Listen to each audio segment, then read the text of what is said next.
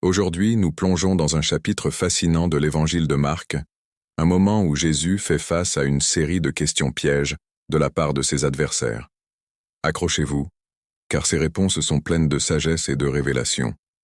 Tout commence par une parabole puissante, celle des vignerons homicides. Imaginez un propriétaire qui plante une magnifique vigne, la prépare avec soin, puis la confie à des vignerons. Au moment de la récolte, il envoie ses serviteurs pour recevoir sa part, mais les vignerons les maltraitent et les tuent. Finalement, il envoie son propre fils, son bien-aimé, pensant qu'ils le respecteront. Mais ils se disent, « Voici l'héritier, tuons-le, et la vigne sera à nous. » Et ils le font. Jésus demande alors à la foule ce que le maître fera. La réponse est sans appel. Il fera périr ses vignerons et donnera la vigne à d'autres. Par cette histoire, Jésus annonce prophétiquement son propre rejet et sa mort, et souligne que le royaume de Dieu sera offert à ceux qui l'acceptent. Les chefs religieux, comprenant que la parabole les vise, cherchent à l'arrêter mais ils ont peur de la foule. Alors ils changent de tactique et tentent de le piéger par les mots. Des pharisiens et des hérodiens, habituellement ennemis, s'allient pour lui poser une question redoutable. Faut-il payer l'impôt à César?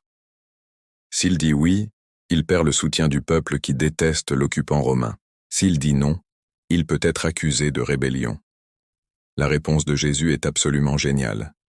Il demande une pièce de monnaie et demande « De qui sont l'image et l'inscription ?» Ils répondent « De César ». Alors Jésus prononce cette parole devenue célèbre. « Rendez à César ce qui est à César, et à Dieu ce qui est à Dieu. » Il ne tombe pas dans le piège.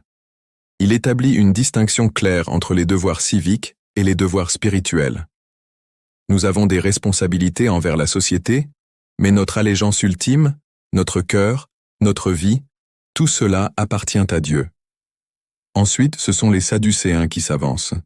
Ils imaginent une histoire complexe d'une femme qui a épousé successivement 7 frères, comme le prévoyait une ancienne loi. Leur question, à la résurrection, de qui sera-t-elle la femme? Ils pensent ainsi prouver l'absurdité de la résurrection. Jésus leur répond qu'ils sont dans l'erreur, car ils ne comprennent ni les Écritures, ni la puissance de Dieu. Il explique qu'après la résurrection, nous ne serons plus soumis aux mêmes réalités terrestres. Nous serons comme des anges. Puis, il leur rappelle que Dieu s'est présenté à Moïse comme le Dieu d'Abraham, d'Isaac et de Jacob. Il n'est pas le Dieu des morts, mais des vivants. Il affirme ainsi la réalité d'une vie après la mort, d'une manière totalement inattendue. Impressionné par la sagesse de Jésus, un scribe s'approche et pose une question sincère. Quel est le plus grand commandement? Jésus répond sans hésiter. Le premier est « Écoute, Israël, le Seigneur, notre Dieu, est l'unique Seigneur. Tu aimeras le Seigneur ton Dieu de tout ton cœur, de toute ton âme, de toute ta pensée et de toute ta force. » Puis il ajoute « Voici le second.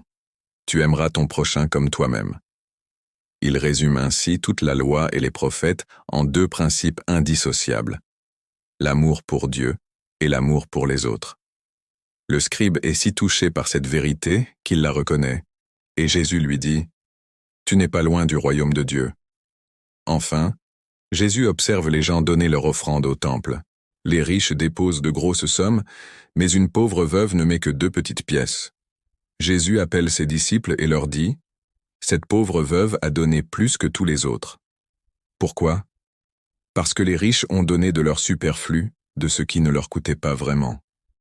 Mais elle, dans sa pauvreté, a donné tout ce qu'elle avait pour vivre. Cet acte de sacrifice total avait une valeur immense aux yeux de Dieu, nous enseignant que ce n'est pas la quantité de notre don qui importe, mais le cœur avec lequel nous donnons. Ce chapitre nous montre un Jésus brillant, plein de sagesse et de compassion, qui recentre constamment le débat sur l'essentiel, notre relation avec Dieu et avec notre prochain. Merci d'avoir regardé cette vidéo. Si ce message vous a touché, n'hésitez pas à laisser un j'aime, à partager et à vous abonner pour ne rien manquer de nos prochaines explorations. À très bientôt.